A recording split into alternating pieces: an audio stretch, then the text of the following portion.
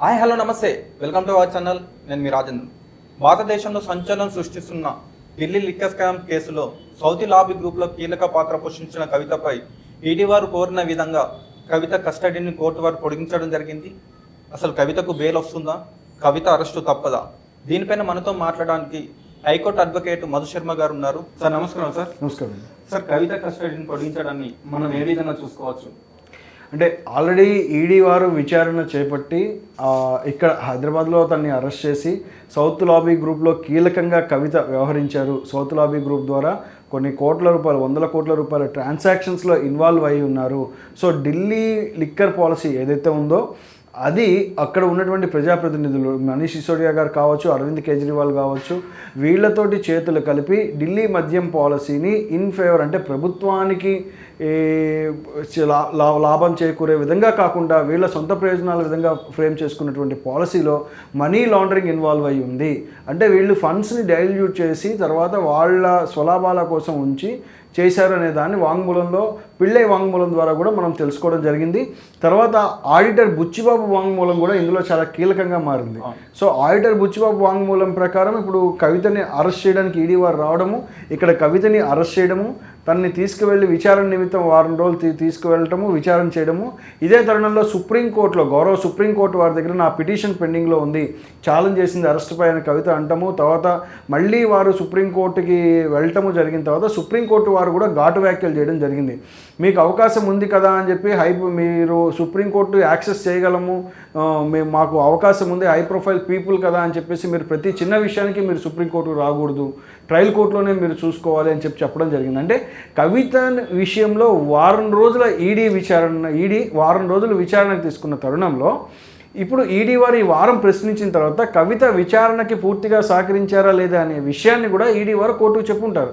అంటే తను నిన్న మనకు తెలిసిన దాని ప్రకారం కొన్ని సందర్భాల్లో నాకేమీ తెలియవు, గుర్తులేవు, ఇలాంటి సమాధానాలు కూడా కొన్ని చెప్పడం జరిగింది. అంటే ఈడీ వారికి పూర్తిగా రావాల్సినటువంటి ఇన్ఫర్మేషన్ ఈ కేసులో వచ్చి ఉండదు అని చెప్పేసి కూడా మనం చెప్పుకోవచ్చు. అంటే తదుపరిగా ఇక్కడ మీరు ఆలోచించాల్సింది ఏంటంటే ముఖ్యంగా కేజ్రీవాల్ అరెస్ట్ కూడా సైమల్టేనియస్గా అంటే కవితని అరెస్ట్ అయిపోయిన తర్వాత అప్పటికి అవ్వడం జరిగింది. అంటే ఆల్మోస్ట్ 8 సార్లు పైగా కేజ్రీవాల్ సమన్స్కి రెస్పాండ్ అవ్వలేకపోవడం, సరిగ్గా విచారణకు సహకరించని నేపథ్యంలో కేజ్రీవాల్ని అరెస్ట్ చేయడం జరిగింది.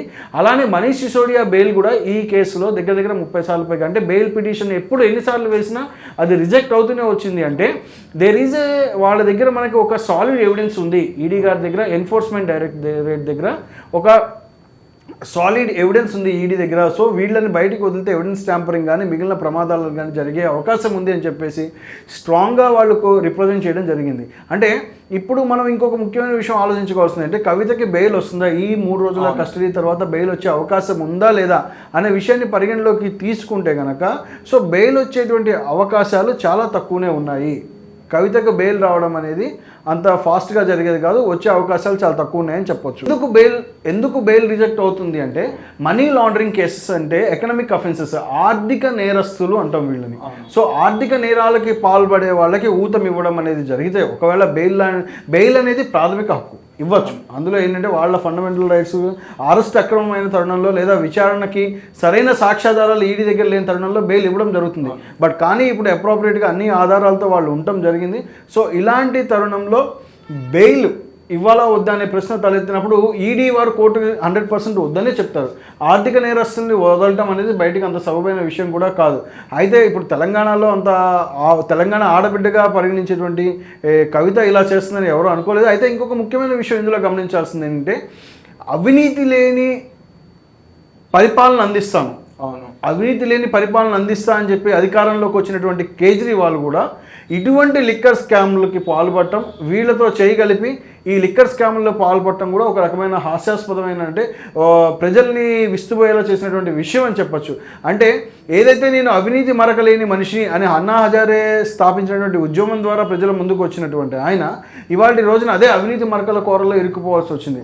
సో వాళ్ళకి ఊతం ఇచ్చేలాగా వీళ్ళు సౌత్ లాబీ గ్రూప్ ఒకటి ఏర్పాటు చేసుకొని పిళ్ళే కావచ్చు, బుచ్చిబాబు కావచ్చు, మాగంటి వీళ్ళు కావచ్చు, ఎవరైనా కానీ అంటే వీళ్ళంతా ఈ లాబీలో ఇన్వాల్వ్ అయ్యి వీళ్ళు ఫండ్స్ని వేరు విధాలుగా మార్చుకొని ఒక పక్కన వాళ్ళు ఇండో స్పిరిట్స్ కూడా లాభపడింది, ఈ కంపెనీ ఇండో స్పిరిట్స్ కూడా లాభపడింది అని చెప్తూ ఉన్నారు. సో ఇలాంటి తరుణంలో బెయిల్ వచ్చేటువంటి నిజంగా అవకాశాలు చాలా తక్కువ ఉంటాయని చెప్పాలి. సార్, ఇప్పుడు అరవింద్ కేజ్రీవాల్ కవితను ఒక్కసారి విచారించే అవకాశం ఉందంటారా? అరవింద్ కేజ్రీవాల్ని కవితని కలిపి అవసరం అనుకుంటే ఈడీ విచారించవచ్చు. ఇద్దరు ముద్దాయిలు. ఇక్కడ మీరు ఒక విషయం గుర్తుపెట్టుకోవాలి. విచారణ ఎలా ఉంటుందంటే యూజువల్గా ఫస్ట్ ఏం చేస్తారంటే ఒక్కొక్క ముద్దాయిని విచారించడం జరుగుతుంది.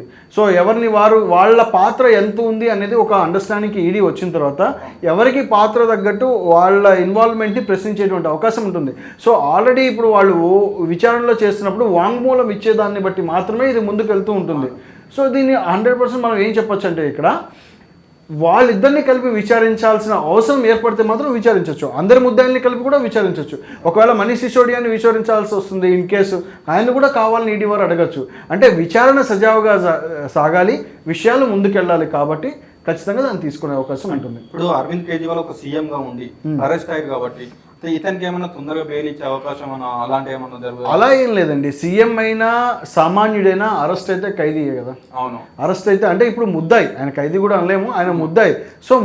సో ఆయన నిజంగా ఒక సీఎం ఉండి బాధ్యత కలిగిన వ్యక్తి అయితే నువ్వు ఈడీ విచారణకు ఫస్ట్ సహకరించుంటే ఇంత దూరం రాకపోతుంది కూడా.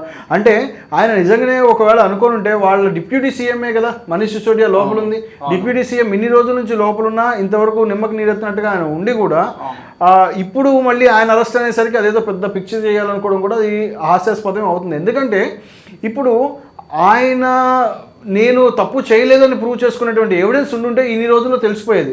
ఇన్ని రోజులు మొత్తం 18 నెలలు మనీష్ సిసోడియా జైల్లోంచి మగ్గుతున్న తరుణంలో ఇప్పటికల్లా ఆయన నేను చేయలేదని ఆధారాలు బయటపెట్టి ఉండేవాళ్ళు కదా. సో 100% వీళ్ళు చేశారనేది క్లియర్ కట్గా ఉంది అందులో. సో ఈడీ కూడా ఒక ప్రాపర్ ఎవిడెన్స్ తోటి ముందుకు వెళ్తున్నట్టుగా కనిపిస్తుంది. సో వీళ్ళెవరూ తప్పించుకునేటువంటి అవకాశం అయితే లేదు. బెయిల్ ఇప్పట్లో దొరకడం అనేది కష్టం. ఆయన సీఎం అయినా సరే బెయిల్ దొరకడం కష్టం. అలాంటి రిలాక్సేషన్స్ ఏం ఉండవు. అంటే పరిపాలన విషయం అయ్యి కనుక ఎమర్జెన్సీ అయితే విచారణ మొత్తం అయిపోయాక ఇప్పుడు కాదు, ఇంకా టైం పడుతుంది అది అవ్వాలంటే. ఇప్పట్లో అయితే ఇవ్వరు. సరే, ఇప్పుడు మన లోక్సభ ఎన్నికలు జరుగుతున్నాయి. కవిత గారు మనకు ఎంపీగా కూడా పోటీ చేయాలంటున్నారు. ఇన్ కేసు కవిత గారు అరెస్ట్ అయితే జైలు నుంచి నామినేషన్ వేసి ఎంపీ ఎన్నికలు పోవచ్చు, అట్లా అవకాశం చేయవచ్చు. ఎందుకంటే తను ఇప్పటికీ ముద్దాయి, నేరస్తురాలుగా ప్రూవ్ అయ్యేంత వరకు వారికి అవకాశం ఉంటుంది. నేరస్తులు ప్రూవ్ అయితే తనకి 10 ఏళ్ల వరకు పోటీ చేసేటువంటి అధికారం ఉండదు. 10 ఏళ్ల వరకు ఎవరైనా సరే ఒకసారి ప్రూవ్ అయిన తర్వాత పోటీ చేసేటువంటి అధికారం వాళ్ళకేమీ ఉండదు. సో ఇది ఉండదు, వాళ్ళకి ఆ హక్కును కోల్పోతారు. సో ఇప్పుడు మాత్రం ఖచ్చితంగా ఆవిడ నామినేషన్ పేపర్స్ దాఖలు చేయవచ్చు. సెంటిమెంట్ ఆల్రెడీ పార్టీ వచ్చిందే సెంటిమెంట్ తోటి కాబట్టి, ఉద్యమ పార్టీ కాబట్టి. బట్ కానీ ఇక్కడ ఒకటి గమనించుకోవాలి, మళ్ళీ ప్రజలు ఆ ఉద్యమ పార్టీకి కనెక్ట్ అవుతారా, అవినీతి మరకలున్న వాళ్ళతోటి నాయకురాలతోటి పెడతారా? ఎందుకంటే తెలంగాణలో ఇప్పటికే నిరుద్యోగ యువత మేము సఫర్ అయిపోయి ఉన్నాము అనే ఒక రకమైన భావజాలంలోకి వెళ్తున్న తరుణంలో ఇలాంటి వాటి నేపథ్యంలో కనెక్ట్ అవుతారా లేదనేది చూడాలి. బట్ అది ఒక రాజకీయ కోణం. బట్ లీగల్ ఆస్పెక్ట్స్లో చూసుకుంటే కనుక ఖచ్చితంగా కవిత కంటెస్ట్ చేయడానికి అవకాశం ఉంది. ఈడీ వారు మళ్ళీ కోరి ఒకవేళ కావాలి ఇంకా అనుకుంటే కనుక పొడిగించవచ్చు, లేదంటే తనని జ్యుడిషియల్ రిమాండ్కి ఇచ్చుకునేటువంటి అవకాశం ఉంటుంది. కస్టడీ పొడిగింపు కూడా ఇవ్వకుండా ఉండొచ్చు, ఇవ్వలేని తరుణం. ఇప్పటికే వాళ్ళు బెయిల్ మూవ్ చేయాలని చూస్తున్నారు. కస్టడీ అయిపోయిన తర్వాత మేము బెయిల్ మూవ్ చేస్తామని కూడా అంటున్నారు. సో ఒకవేళ బెయిల్ రిజెక్ట్ అయ్యే అవకాశం కూడా కనిపిస్తుంది ఇందులో. బట్ బెయిల్ వాళ్ళు మూవ్ చేయడం వాళ్ళ హక్కు కాబట్టి మనం ఆపలేము అది. ఇంకొక విషయం ముఖ్యంగా చెప్పడం ఏంటంటే కస్టడీ పొడిగించవచ్చు కూడా అవకాశాలు ఉన్నాయి. తర్వాత కావాలి అనుకుంటే పొడిగించవచ్చు. అంటే కవిత గారు పదే అంటుంది ఏంటంటే నన్ను అన్యాయంగా అరెస్ట్ చేశారు, నాకు ఇందులో ఇన్వాల్వ్మెంట్ లేదని చెప్పి పదే అంటున్నారు. అసలు కవితకి ఇన్వాల్వ్మెంట్ లేదంటారా? అన్యాయంగా అరెస్ట్ చేశారు అన్నప్పుడు 16 ఫోన్లు డిస్ట్రక్ట్ చేశారు అనేది ఈడీ పెడుతున్నటువంటి అభియోగం. డాక్యుమెంట్స్ ఉన్నాయి. సో సౌత్ లాబీ గ్రూప్లో లాభపడ్డారు చాలామంది అనేది మనీ లాండరింగ్ ట్రాన్స్ఫర్ జరిగింది. సో ఇండో స్పిరిట్స్ కంపెనీ వీళ్ళ చెప్పు చేతుల్లో ఉన్నటువంటిదే వీళ్ళ బినామీ కంపెనీ అని చెప్పేసి చెప్పేటువంటి మాటలు. సో ఇన్ని జరుగుతున్న తరుణంలో లేదు అని చెప్పడం కూడా అది ఎంతవరకు బిలీవ్ చేయడం ఉంటుంది? సో క్లియర్ కట్గా ఉంది.